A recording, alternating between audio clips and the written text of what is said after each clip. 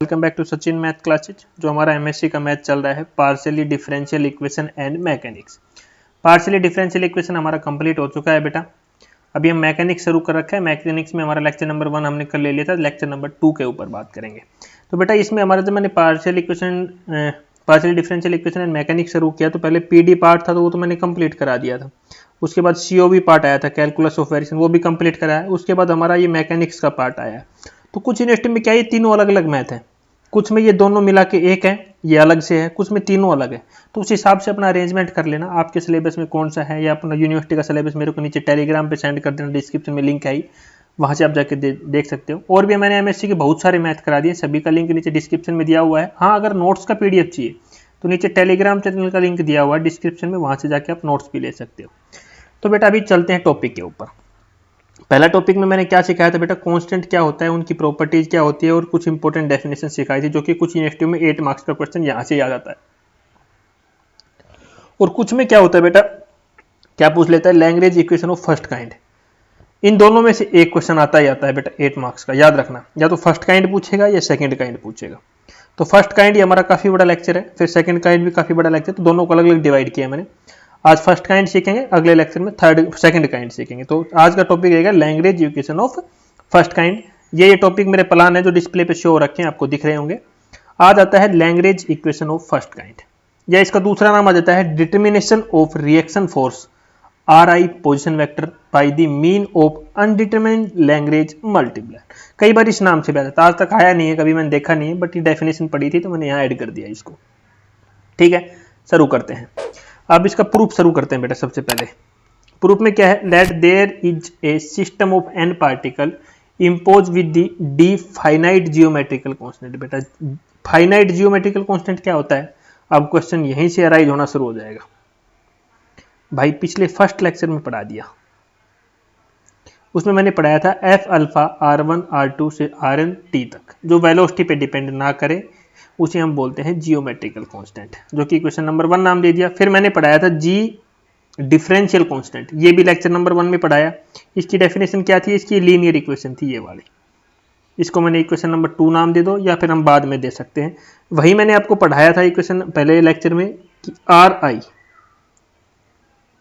Position vector का dot हमारा किसके इक्वल होता है, DRI अपॉन DT। और DRI अपॉन DT क्या होता है, फिजिक्स पढ़ी है ना अच्छी तरह, वेलोसिटी होता है, हमारा सभी को पता है। तो ये हमारे तीनों क्या होते हैं बेटा, इक्वल होता है। तो यहाँ क्या है, RI पोजिशन वेक्टर का डॉट, तो इसको मैं क्या लिख सकता हूँ, वेलोसिटी लिख सकता हूँ ना, अभी समझाया ना, तो वेलोसिटी लिख दिया। तो जियोमेट्रिकल कांस्टेंट से पहले इक्वेशन आ गई, डिफरेंशियल कांस्टेंट से सेकंड इक्वेशन आ गई। अब वही पिछले लेक्चर में मैंने पढ़ाया था पॉसिबल डिस्प्लेसमेंट, वही डेरिवेशन करेंगे। इक्वेशन 1 को हम बेटा डिफरेंशिएट करेंगे, देखो यहीं करके समझा देते हैं, तो ऑलरेडी समझा ही हुआ है, जो बच्चे मेरे से पढ़ रहे हैं उन्होंने समझा हुआ अच्छी तरह से। क्या करेंगे, करली एफ अल्फा अपॉन करली RI, फिर करली RI अपॉन करली T प्लस का साइन, करली एफ अल्फा अपॉन करली T, करली T अपॉन करली T। देखो इसको मैंने पूरे को क्या ले लिया, R वाली टर्म को पूरा मैंने RI नाम दे लिया बेटा। ठीक है, क्योंकि I की वैल्यू कहां से 1 से लेके कहां तक जा रही है, हमारी D तक जा रही है।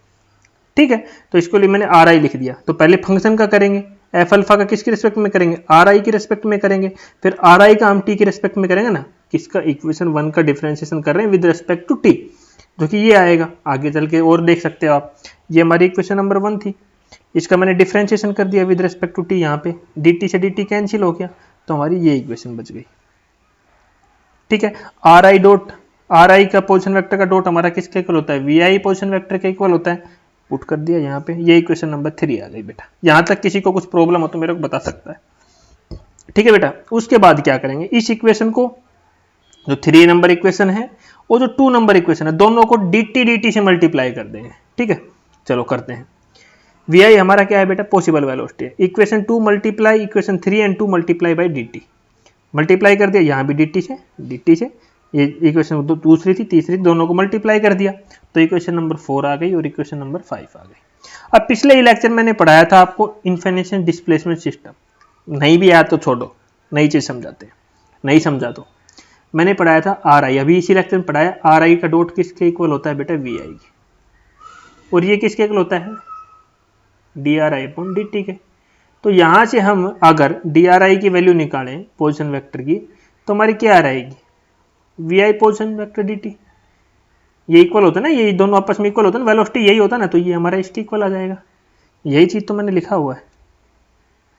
बताओ, D R I is equal to V I D T तो लिखा हुआ है, इसी को क्या बोलते हैं, इनफाइनेंशियल डिस्प्लेसमेंट बोलते हैं बेटा। और डी आर आई है उसको क्या बोलते हैं, पॉसिबल डिस्प्लेसमेंट, और वी आई है उसको पॉसिबल वेलोसिटी। बताओ डी टी क्या है, इनफाइनाइट स्मॉल टाइम है हमारा।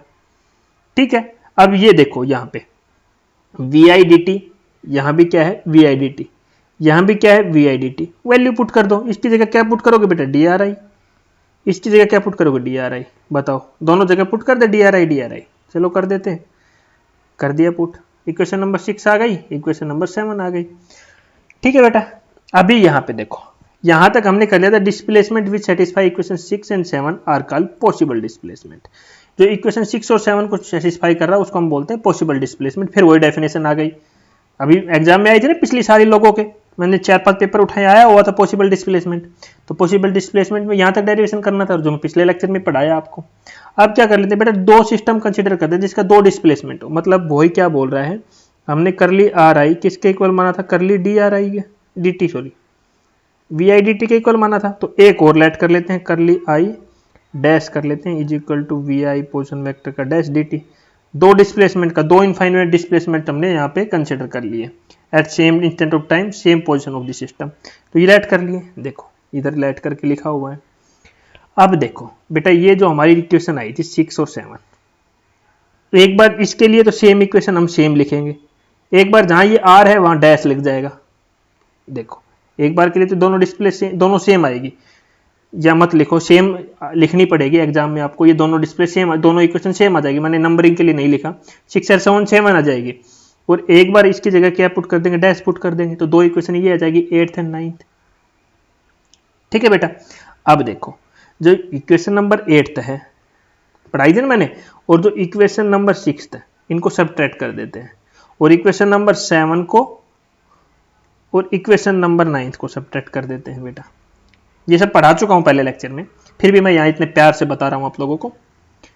तो ये सबट्रैक्ट किया तो ये दोनों चीजें कैंसिल हो गई, तो हमारी ये इक्वेशन बच गई। और ये किसके इक्वल होता है बेटा, डेल आर आई के इक्वल होता है हमारा। ठीक है बेटा, लिख दिया हमने यहाँ पे। फिर 7 और 9 को सोल्व किया तो फिर हमारी दो वैल्यू कैंसिल हो रही है, हमारा ये बच गया। इन दोनों में से क्या कॉमन आ रहा है, हमारा कर लिया एफ अपॉन कर लिया आ रहा है, कर लिया एफ अपॉन कर लिया आ रहा है कॉमन आ रहा है, तो अंदर ये दोनों बच जाएंगे। फिर दोबारा से ये किसके इक्वल है, फिर कर लिया आ रहा है, कर लिया एक इक्वल है। इक्वेशन नंबर 11 आ गई बेटा। इसको जो ये डिफरेंस है इसी को बेटा क्या बोलते हैं, वर्चुअल डिस्प्लेसमेंट बोलते हैं बेटा। पिछले लेक्चर में पढ़ाया था, बोलोगे हाँ सर पढ़ाया तो था भाई, सारी चीजें पढ़ाई हुई है। चलो आगे चलते हैं, अब आगे से नया काम शुरू होता है, आज का लेक्चर मेन शुरू होता है। मतलब है तो यही मत सोचना language equation of first kind he है, वहां से जहां से कराता आ रहा हूँ, बट ये यहाँ तक मैंने पीछे कवर कर लिया था। तो जो पहला लेक्चर देख के आया उसको तो बहुत इजीली मिलेगा। बोलो सर पहला कहाँ ढूंढे, भाई डिस्क्रिप्शन चेक कर, वहां पे हम आपको नोट्स भी प्रोवाइड करते हैं, आपकी वीडियो भी प्रोवाइड करते हैं फ्री में, प्लस में आपको प्रीवियस ईयर क्वेश्चन पेपर भी सेंड करते हैं। कितने आ रहे, 100 रुपीज में सेंड करते हैं सब कुछ। नोट्स वीडियो तो फ्री, नहीं लेना नोट्स मत लो, प्रेशर क्वेश्चन पेपर लेना मत लो, बट वीडियो किसी को चाहिए फ्री, तो टेलीग्राम चैनल पे फ्री हम देते हैं। आप एक बार हाई मैसेज भेज दो और बोलो सर ये मैच चाहिए, सेम टाइम लिंक आपके पास आ जाएगा। ठीक है, चलो अभी आगे शुरू करते हैं। आगे क्या है, any system vector del R I, इसकी वैल्यू क्या, आई से लेके 1 तक सेटिस्फाई इक्वेशन 10 एंड 11। ये 11 आई है और उस पीछे सबट्रैक्ट करके गया था वो 10 आई थी। ठीक है, is a system of virtual displacement. ठीक है बेटा, आप क्या कहते हैं, इफ कांस्टेंट द आइडियल, बेटा आइडियल कांस्टेंट मैंने पढ़ाया था पिछले लेक्चर में, बताई थी ना उसकी इक्वेशन क्या होती है वर्चुअल में, यही होती है हमारी बेटा। Summation of I is equal to 1 से लेके n तक R I del R I का position vector is equal to zero. ये इक्वेशन नंबर 12 आ गई बेटा। ये कहाँ से आई बेटा, वर्चुअल आइडियल कांस्टेंट से, वर्चुअल बोला हूँ सॉरी आइडियल से। ठीक है, मैंने ये इक्वेशन पढ़ाई थी पिछले लेक्चर में। चलो आगे चलते हैं। अब ये क्या बोल रहा है कि multiply equation 10 by minus lambda alpha and equation 11 by mu beta. बेटा ये म्यू बीटा ऐसे नीचे और माइनस लैम्डा अल्फा नीचे ऐसे है, इनको मल्टीप्लाई करना है। इक्वेशन 10 कौन सी थी बेटा, जो दो इक्वेशन सबट्रैक्ट करके निकालते, तो 10 तो ये हो गई और 11 ये हो गई, दोनों को मल्टीप्लाई कर दो और ऐड कर दो बेटा। तक दोनों को मल्टीप्लाई किया और ऐड कर दिया, एंड एडिंग लिखा हुआ नहीं लिख लेना, वरना फिर कमेंट आ जाते हैं सेम टाइम बच्चों के, सर ऐसा कर दिया वैसा कर दिया, कहाँ से आ गया। जैसे 2-3 दिन पहले भी आए थे 2-3 कमेंट। कमेंट का मतलब ये नहीं कि बेटा वीडियो पे कमेंट आते हैं, नॉर्मल कमेंट भी आते हैं, टेलीग्राम्स पे भी आते हैं, नॉर्मल्स और भी बैचेज चलते रहते हैं, वहाँ भी कमेंट आ जाते हैं। तो सब कमेंट्स की बताता हूँ, ये मत सोचना कि हमारे ऊपर कोई पर्सनली कमेंट कर रहा है, कोई पर्सनली किसी के ऊपर कोई कमेंट नहीं करते हम लोग। ठीक है बेटा, ऐड कर दिया। ठीक है बेटा, जब ऐड किया तो हमारी ये इक्वेशन आ गई, मल्टीप्लाई कर दिया और ऐड कर दिया, 13 इक्वेशन आ गई। अब बोल रहा है इक्वेशन जो 12 और 13 है, 12 आई बेटा ये आइडियल कांस्टेंट वाली, इन दोनों को ऐड कर दो बेटा। इक्वेशन 13 ये ऐड कर दिया, 13 तो हमारी ये थी, 13 पीछे लिख के इसको आगे ऐड कर दिया। अब आप देखोगे del R I del R I del R I सब जगह कॉमन, तो मैंने बाहर ले लिया, इज इक्वल टू 0 कर दिया।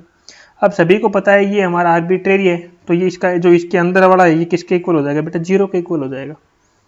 चलो आगे लिख देते हैं, ये किसके इक्वल हो जाएगा, 0 के इक्वल हो जाएगा, मतलब ये वाली टर्म 0 के इक्वल हो जाएगी। ठीक है, जब ये 0 के इक्वल हुई तो मैं लिख सकता हूँ आर ई माई आर, ये दूसरी टर्म उस साइड चली जाएगी, तो R I is equal to लिख सकता हूँ, तो मैंने वही लिखा हुआ है। इक्वेशन नंबर 14 आ गई, where lambda alpha and mu B are the determine since determinant of their coefficient is non zero. ठीक है, आगे चलते हैं, इक्वेशन नंबर 14 आ गई। अभी हम जानते हैं कि एम आई ए आई का vector is equal to F I plus R I होता है। हमारा फिजिक्स में क्लास 12th का सब्जेक्ट है बेटा, ये ज़्यादा कुछ मैं भी डीप में नहीं बताऊंगा, इसका पोटेंशियल एनर्जी काइनेटिक एनर्जी उस सबसे आया है ये। ठीक है, आर आई की वैल्यू यहाँ पुट कर दो, ये आर आई आए थे, इक्वेशन नंबर 15 में पुट कर दो, यहाँ पुट कर दिया बेटा।